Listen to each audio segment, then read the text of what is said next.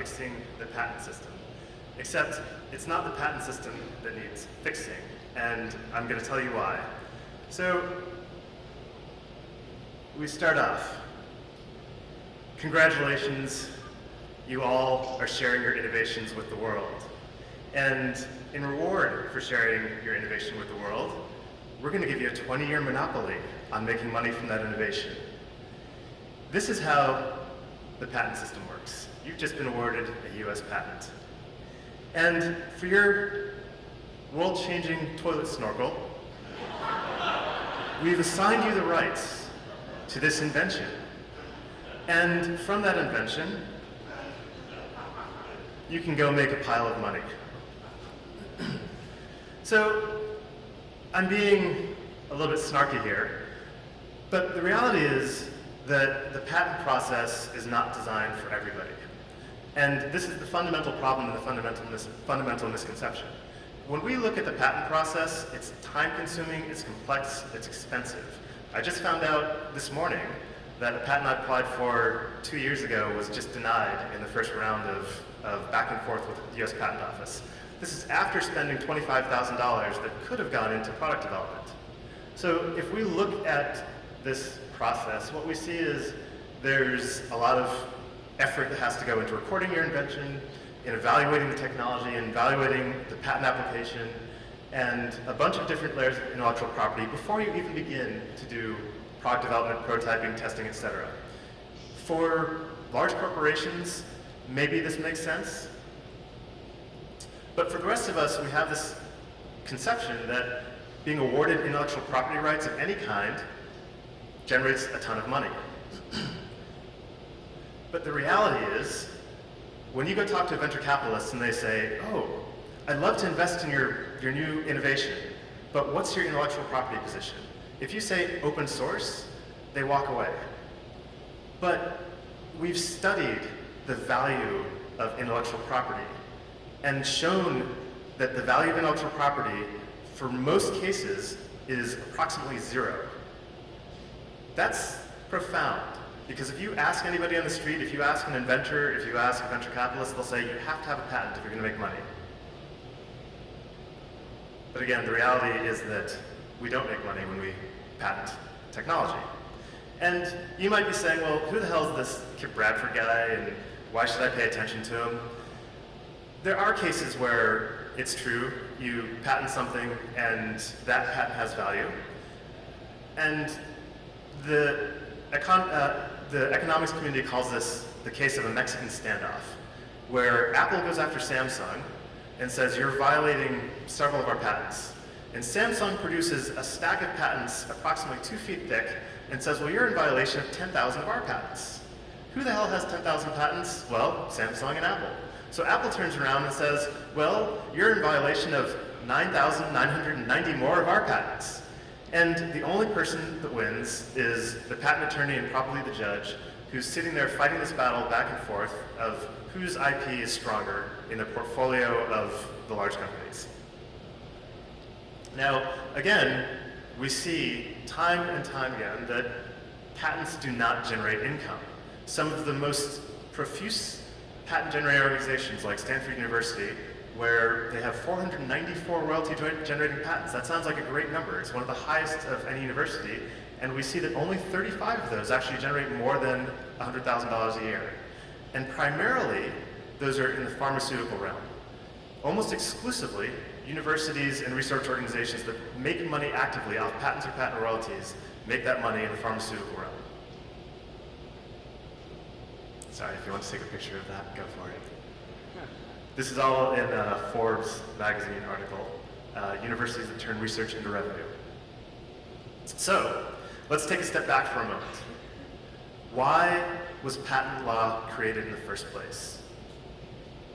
I found a great article in the Iowa Law Review which spells out the whole purpose of the patent system, which is fundamentally to drive innovation.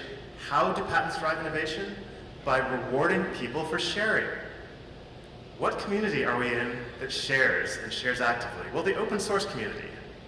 And what we see here is that the patent system fundamentally does not reward people for sharing. There's no economic rent no economic benefit gained from patenting a technology. So, when patent law was created, the world was different. When you patented an idea, when you patented a technology, the connection between the patented invention and the money-generating innovation was very intimate. The inventor was the innovator. The inventor brought the technology to market. The markets were ripe with problems to be solved, and people patented the solutions to those problems.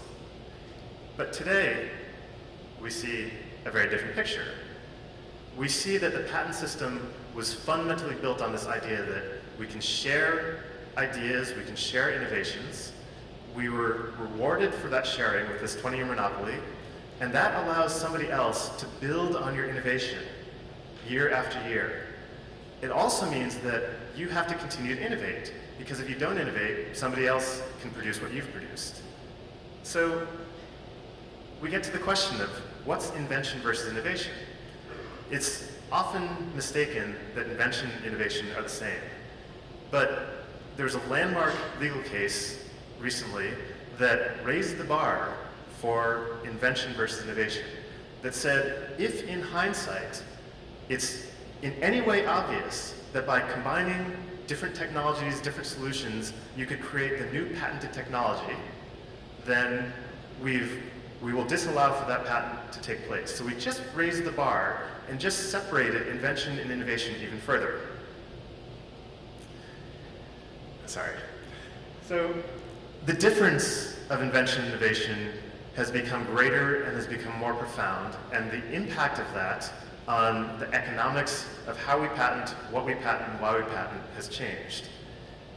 If you look at this picture here, on the left we have an invention. On the right we have an innovation. Which of you would invest in the invention on the left? Oh, come on, one hand. Thank you, thank you. And which of you would have invested in the innovation on the right? Bunch of Apple haters out here. But fundamentally, the point is sound, that innovation drives economic value and economic benefit, yet we're rewarding the invention that does not. So I propose a change. I propose that we can continue to have this system of patents that rewards the few and far between, the pharmaceutical companies that come up with new scientific inventions, new pharmaceuticals, new chemicals. If it requires $100 million to develop a new drug, then fundamentally I might be okay with rewarding some sort of monopoly in order to recoup that investment, because I'd like to see invention continue. I'd like to see those broad scientific discoveries move forward. But at the same time, the patent system has these built-in rewards. And what's unfair to the open hardware community is that we are the ones driving innovation. We are the ones who embody the spirit that the patent system was created for by sharing ideas with each other and allowing each other to build on top of those ideas. And again, from the IWLR view, history shows that we're the ones making the changes. We're the ones pushing technology. So why are we left out of the economic benefit? People talk about fixing the patent system, reducing the barrier for entry, having a dual patent system like Australia, where you can walk into the patent office, get a patent instantly without any review, and later on, people, if somebody wants to invalidate your patent, they can go ahead and do that. But it reduces the barrier to entry, it reduces the cost of getting a patent. But the fundamental problem still exists. Patents are for inventions. Innovations drive economy. So let's have Patents 3.0. I was originally going to call this the Open Source Hardware Innovation Tax Credit, OSHIT, but decided that I needed a slightly more family-friendly name for it. So between those of us in the community, you can call it the Oh Shit Tax Credit. I think we should call the Open Source Innovation Award Oh Sir. But what I propose is that the federal government take up the challenge of creating a tax credit for revenues generated from open source income, and that states reward companies that move into their states and bring open source technologies with them. And I call on you to share this message. Thank you.